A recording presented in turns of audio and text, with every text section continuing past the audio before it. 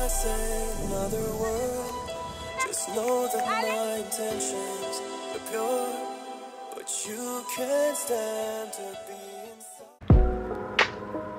Yo les amis, j'espère tout d'abord que vous avez la forme. On se retrouve aujourd'hui pour une journée et surtout une vidéo assez spéciale. Vous le savez déjà, l'objectif de cette année reste le marathon de Valence qui aura lieu le 3 décembre de cette année. Et pour préparer ce marathon, j'ai décidé 6 semaines avant de participer à un semi-marathon. L'objectif est simple.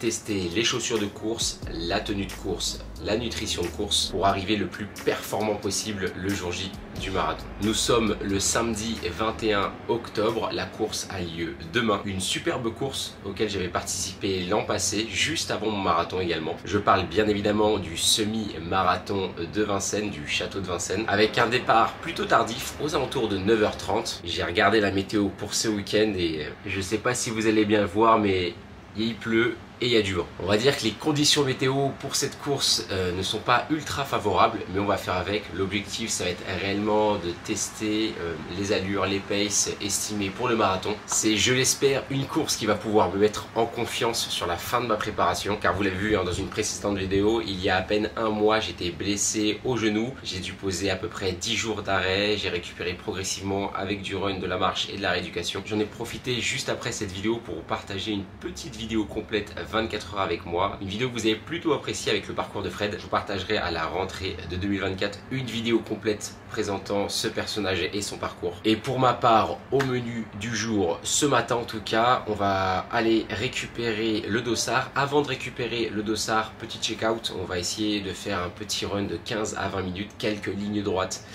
pour tester à nouveau les chaussures de nos mains, les chaussettes, voir s'il n'y a pas de sensibilité, de douleur au niveau des genoux, des cuisses, de la fatigue, etc. J'espère que vous êtes bien installés. Profitez bien de cette vidéo. C'est parti. Allez, à très vite. Let's go!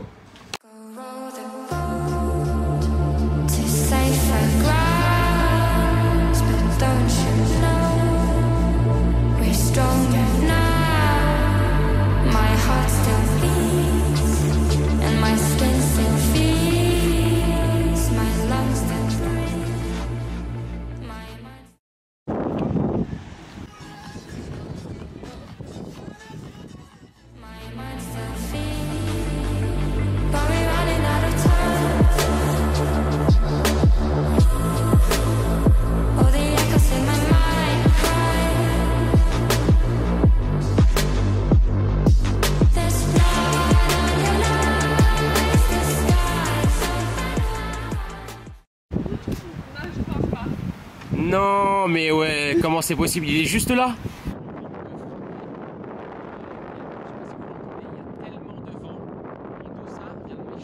Juste là, en bas du château, regardez.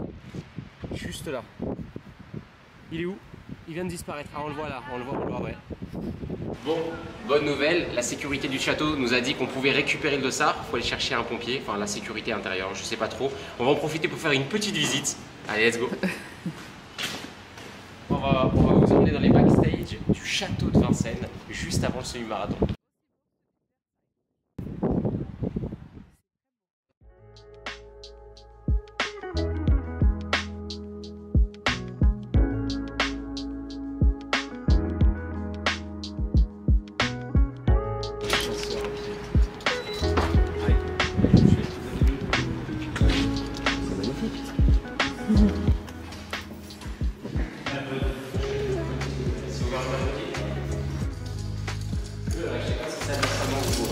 Au bout des bras, c'est-à-dire qu'on est brave, on peut y aller.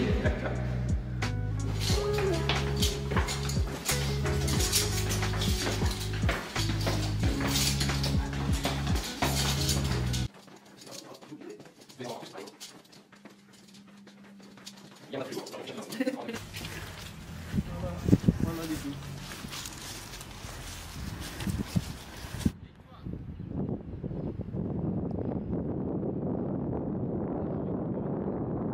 Les amis, on se retrouve en fin de journée, une journée plus qu'éprouvante. Comme vous avez pu le voir, de grosses anecdotes. J'ai récupéré mon dossard, heureusement. Là, il est actuellement un peu plus de 20 h. On va pouvoir se préparer à manger pour ce soir et demain matin. Des pâtes, un petit peu de lardon, un demi-oignon et en accompagnement tout simplement de l'eau Saint-Yor. Je ne sais pas si vous le saviez, mais ce type d'eau là est vraiment top avant une course. Ça vous permet de recharger un maximum votre corps en minéraux. Ça permet également de vous hydrater. Je suis pas fan des eaux gazeuses, mais celle-ci, elle est incontournable. J'ai travaillé toute l'après-midi sur l'accompagnement de mes différents athlètes. Là, je passe au moment détente une petite vidéo YouTube. J'ai une petite pression qui commence à s'installer pour la course de demain. J'ai préparé ma tenue de course. Normalement, c'est celle que j'aurai le jour de mon marathon à Valencia en fin d'année. J'ai réellement hâte de partir sur cette course, de franchir cette ligne d'arrivée.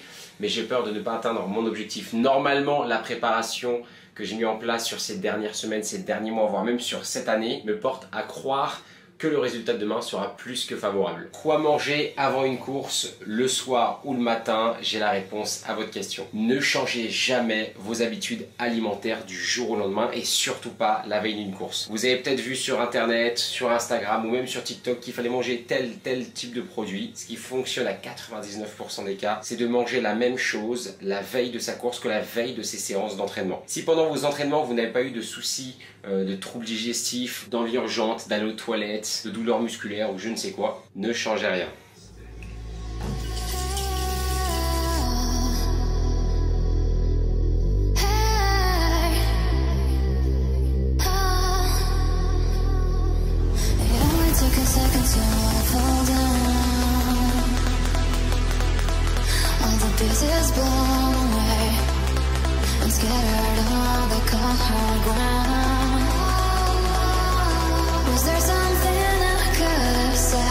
Was there something I could have done? Or was it broken all along?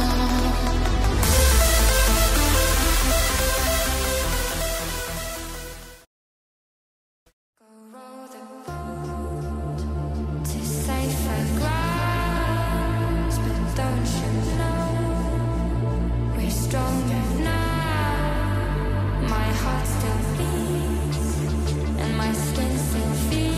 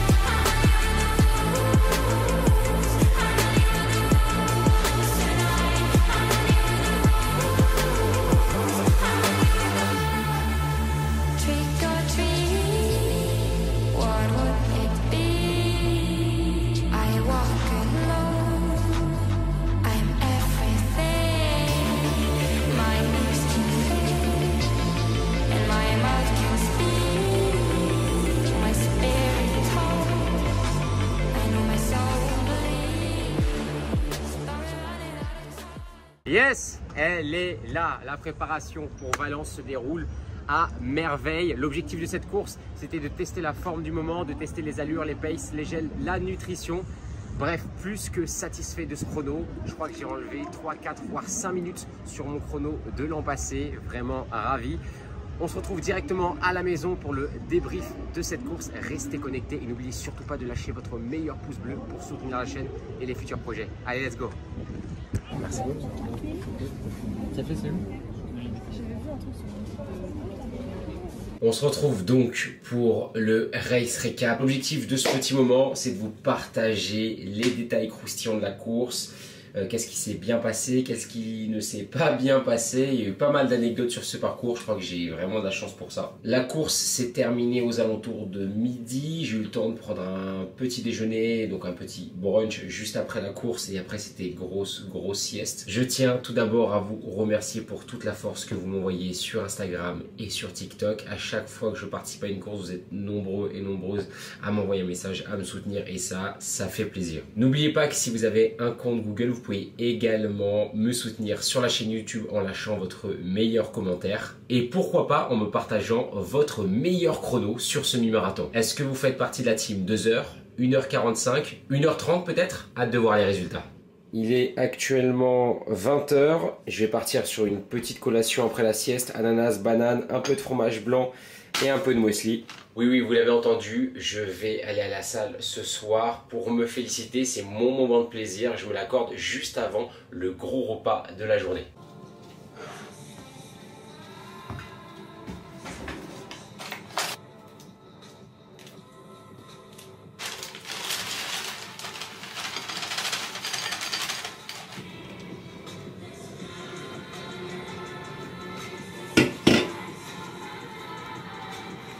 Au niveau de la course, super organisation. Malheureusement, on a eu, je crois, de mémoire, une dizaine de minutes de retard. Le départ prévu était à 9h30. J'ai eu le temps de sortir mon téléphone, faire une petite story pour préparer un petit peu le Reels de ce soir, le short et le TikTok. Rien de bien méchant, mais au départ, j'avais envie d'une seule chose, c'était d'aller aux toilettes. Oui, vous l'avez pas compris. Et je parle pas de la petite commission. Là, j'avais vraiment envie d'aller aux toilettes à peu près 10-15 minutes avant le départ. J'avais une si grosse envie que 10-15 minutes avant le départ, j'ai pris la décision de sortir de mon sas pour aller chercher des toilettes et me sentir donc un peu plus léger. J'ai rapidement checké ma montre et je me suis dit que c'était impossible. Du coup, j'ai fait demi-tour dans le sas en attendant le départ prévu à 9h30 et là, je me suis rendu compte que le speaker nous annonce: vous allez avoir 5 à 10 minutes de retard, sachant qu'il y avait un petit peu de monde sur cette course qui déposaient leurs affaires de mémoire au village de la course. Bref, c'est donc la première anecdote de cette course et l'une des plus importantes car j'ai fait mon semi-marathon avec le ventre plein, une envie d'aller faire pipi et... Enfin bref, pas d'excuses, on avait un objectif aujourd'hui, c'était celui d'atteindre le sub 1h30. Je prends donc le départ de cette course. La stratégie était la suivante. Sur les 10, 11, allez, 12 premiers kilomètres, il fallait tenir ce drapeau d'1h30. On avait de la chance, on avait des pacers sur l'ensemble de la course. Pour les différents sas, que ce soit pour le 1h30, 1h45 et même 2h. Bref, comme je vous l'ai dit, une organisation vraiment au top. Merci à Sport Passion et à ProTiming pour ce type de course, ça fait vraiment plaisir. Je pense même participer à leur prochaine course qui aura lieu en février 2024 sur le format 10 km. Objectif, aller chercher un nouveau sub. Je reprends donc mon épopée sur l'ensemble de cette course. Très simple, arrivé au kilomètre 10, 11, non je crois que même c'était le kilomètre 12, j'ai décidé de lâcher progressivement ce flag, ce drapeau, le fameux pacer du SAS 1h30. Prenons un petit peu d'avance sur 1 à 2 km. Une grosse douleur survient sur mon genou droit. Et oui, vous l'avez vu sur l'une de mes dernières vidéos, je m'étais fait une petite blessure, rien de bien méchant mais assez gênant sur les entraînements et encore pire sur les courses. Sachant que l'objectif de l'année c'est le marathon qui aura lieu dans 6 semaines, j'ai décidé de ralentir et de reprendre ma place dans ce SAS 1h30 jusqu'au kilomètre 18. C'est donc à partir du kilomètre 18 à 19 que j'ai décidé de placer ma meilleure accélération. Je crois même avoir réussi à placer un petit pace à 3,50, 3,55 sur la fin du parcours. Et en parlant du parcours, anecdote numéro 2. Je vais vous placer juste ici une petite carte pour que vous puissiez vous projeter sur cette course. Beaucoup de virages, quelques lignes droites et de grosses accélérations. Il avait énormément plu la veille, beaucoup de feuilles mortes, pas mal de bouches d'égout, bref un terrain plus que glissant. Mais ça n'a pas empêché l'ensemble des participants de réaliser leur plus belle performance. Je résume donc, peut-être un départ plus léger en passant aux toilettes, un parcours peut-être un peu plus roulant, mais également une meilleure gestion de course. Je pense qu'en 2024, je pourrai pulvériser ce précédent chrono. Mais sinon, plus que satisfait pour le chrono réalisé. L'objectif était de passer cette barre mythique des 1h30. Comme vous le savez, l'an passé, en fin d'année, j'ai participé à mon premier marathon avec un chrono proche des 3h09.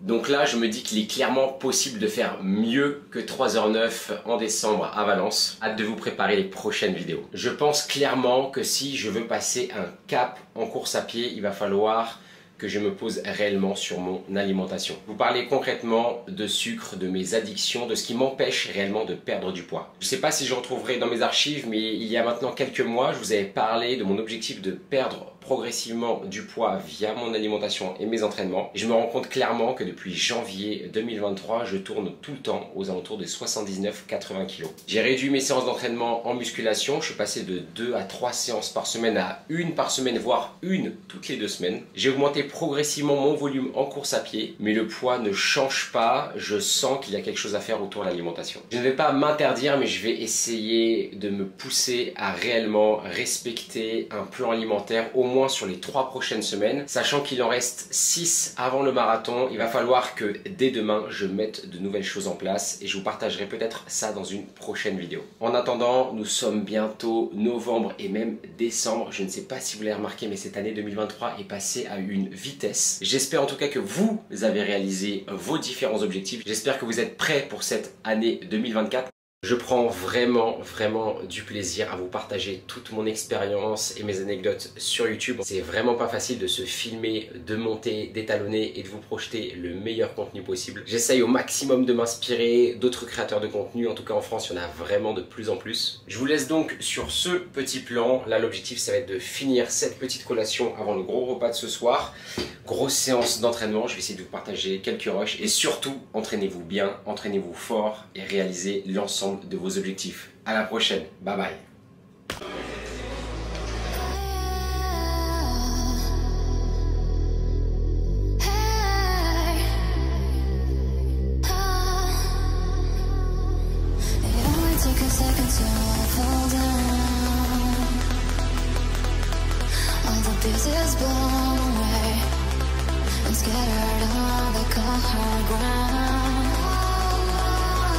Was there something I could have said? Was there something I could have